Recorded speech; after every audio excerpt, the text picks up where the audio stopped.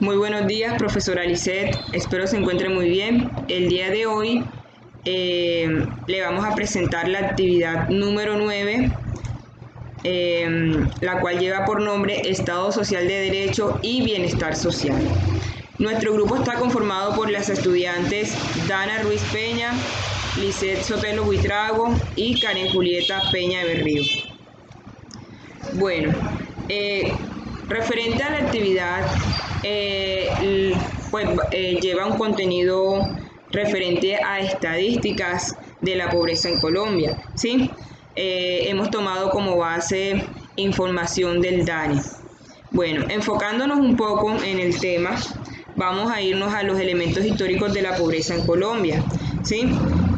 Vemos que durante la década de los 50 en Colombia pues se encontraba atravesando por una violencia bipartidista, ¿sí? Violencia entre los partidos políticos liberales y conservadores. El surgimiento de estos dos partidos políticos encabezó o propició un escenario violento en el país, ¿sí? Donde había muchos conflictos de intereses, diferencias. Con el surgimiento de estos partidos políticos también surgieron muchos grupos al margen de la ley, los cuales también pues patrocinaban la política de ese entonces. Dado esto, pues se generó una época de violencia, una época muy trágica en el país, donde hubieron asesinatos, secuestros, extorsiones, masacres, ¿sí? Todo un contenido de violencia que la peor parte la llevaban las personas del común, ¿sí? Entonces, dado esto, pues se vio una época trágica y de violencia y de pobreza. Bueno, asimismo, pues continuando, el país, o digamos en Colombia, existen dos indicadores oficiales y complementarios para la medición de la pobreza. Estos son la pobreza monetaria y multidimensional. ¿Para qué son estas dos herramientas? La pobreza monetaria mide el porcentaje de la población con ingresos por debajo del mínimo de ingresos mensuales definidos como necesarios para cubrir sus necesidades básicas, ¿sí? Estamos hablando pues de la parte económica. Y la pobreza multidimensional, calculada con el índice de pobreza multidimensional IPM, mide los hogares con privaciones en 5 dimensiones básicas de bienestar, distintas a la carencia de ingresos, tales como condiciones educativas, trabajo, condiciones de la niñez, salud, condiciones de vivienda, ¿sí? Vivienda y habitabilidad. Listo. Entonces, como decía anteriormente, hemos tomado como base los informes y boletines del DANE, los cuales pues nos arrojaron estadísticas referentes a la pobreza. La primera de estas estadísticas tenemos la situación de la pobreza monetaria en nuestro país, ¿sí? De la parte económica, la cual en el año 2020 la pobreza monetaria fue en un 42.5% y la pobreza monetaria extrema fue en un 15.1% en el total nacional. Asimismo tenemos la incidencia de la pobreza monetaria extrema en los principales dominios entre 2012 y 2020, que también se ve aumentada. Todo esto pues se va dando actualmente, pues el país vive una situación de pandemia, lo cual ha hecho que la pobreza haya aumentado, ¿sí? ¿Por qué? Por la falta de ingresos, por las restricciones que han habido, lo cual los más afectados han sido la población de escasos recursos, los que vivían del sustento diario. ¿Por qué? Porque han disminuido la fuerza de trabajo, ya no salen a las calles a producir. ¿Por qué? Porque tienen que quedarse en sus casas, ya sea guardando cuarentena, evitando el contagio, evitando pues muchas cosas para que se propague el virus que actualmente pues azota al mundo. Continuando, tenemos la situación de la pobreza multidimensional en nuestro país.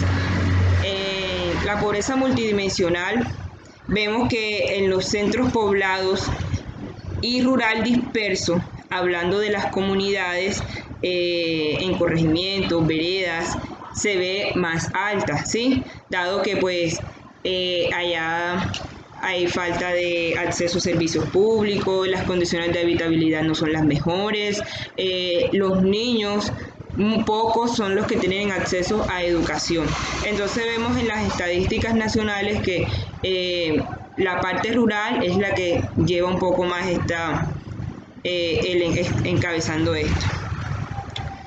Tenemos aquí que en 2019 la pobreza multidimensional en las cabeceras del país fue un 12.3%, 0.9 puntos porcentuales menos que en 2018, y en los centros poblados y rural dispersos fue en un 34.5%, o sea, 4.1 puntos porcentuales por debajo de la registrada en el 2018. O sea, es un índice muy alto de que nos evidencia de que nuestra población rural dispersa es la más afectada y la que menos acceso a condiciones de vivienda, habitabilidad, servicios públicos, salud tiene. Carecen de todo eso. Y tenemos pues en el siguiente recuadro la pobreza pues ya a nivel nacional, ¿sí? Por regiones. Tenemos que la región Caribe y Pacífica son los que más tienen un índice alto, digamos, de carencias de acceso a estos servicios, ya salud, educación, vivienda. Entonces se ve un rango muy alto en estos departamentos. Bueno. Tenemos también el índice Gini en Colombia. Bueno, el índice Gini normalmente se utiliza para medir la desigualdad de los ingresos dentro de un país, ¿sí? Entonces, dado esto, tenemos unas estadísticas referentes al ingreso Gini del último año, pues del 2019. Para el 2019, el coeficiente Gini, el coeficiente de desigualdad de ingresos Gini registró un valor de 0,526 frente a 0,517 en 2018 a nivel nacional. En las cabeceras, el coeficiente de Gini fue de 0.505 frente a 0,497 en 2018. Por su parte, en las 13 ciudades y áreas metropolitanas, el Gini fue 0,495 en 2019, mientras que en 2018 fue en un 0,487. En los centros poblados y rural disperso, el coeficiente Gini pasó de un 0,446 en 2018 y 0,456 en 2019. Para las otras cabeceras, el coeficiente Gini pasó de un 0,478 en 2018 a 0,482 en 2019. Entonces vemos que el coeficiente Gini total nacional se vio pues un aumento, ¿sí? Se ha visto un aumento.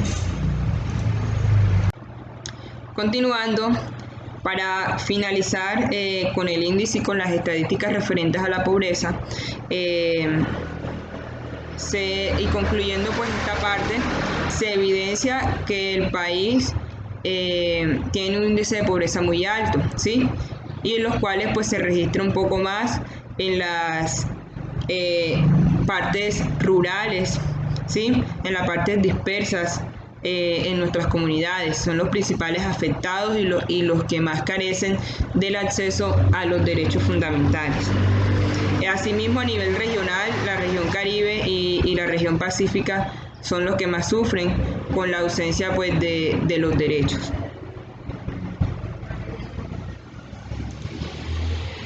Seguido hablamos del Estado Social de Desarrollo que se base en asegurarle a los habitantes el desarrollo de la vida, a la convivencia armónica, el trabajo justo y bien remunerado, la justicia, la equidad, la igualdad de sujetos para evitar la discriminación, así como la generación y transferencia de conocimientos, el desarrollo de la libertad y la paz.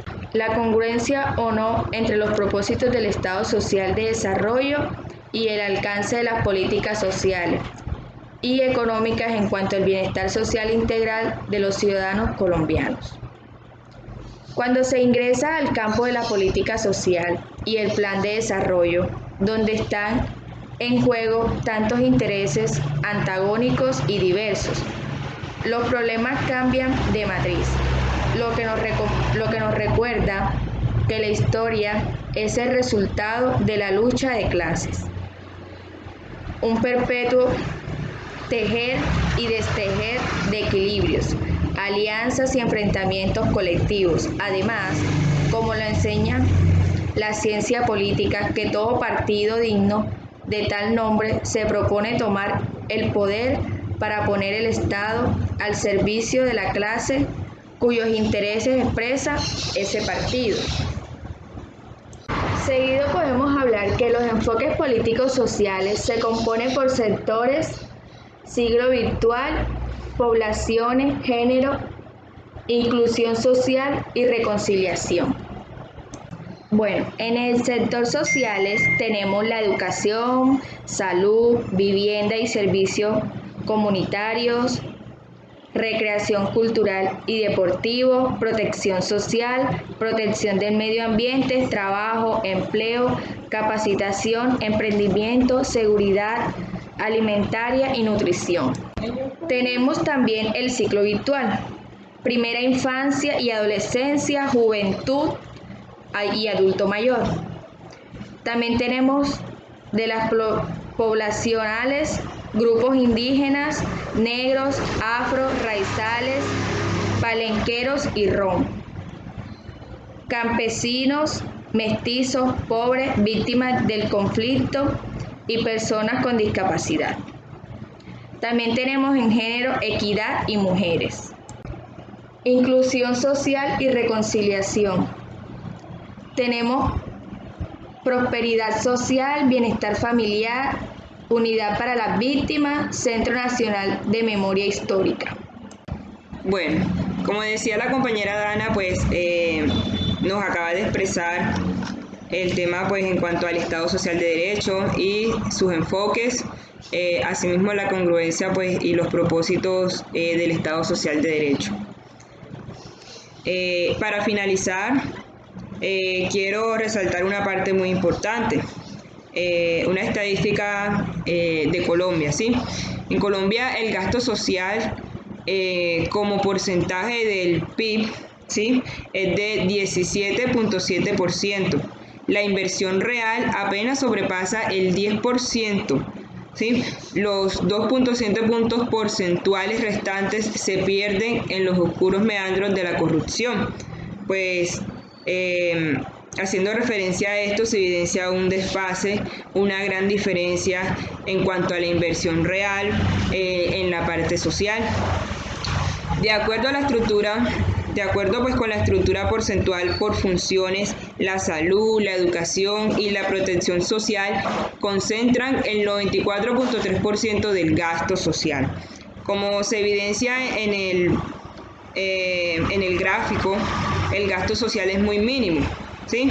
Y el PIB en Colombia pues es muy alto y quiere decir que hay muchos en la parte económica hay mucho para invertir, pero es poco lo que se invierte. Bueno, muchas gracias. Esta fue nuestra intervención referente a la actividad 9, Estado Social de Derecho y Bienestar Social. Muchas gracias.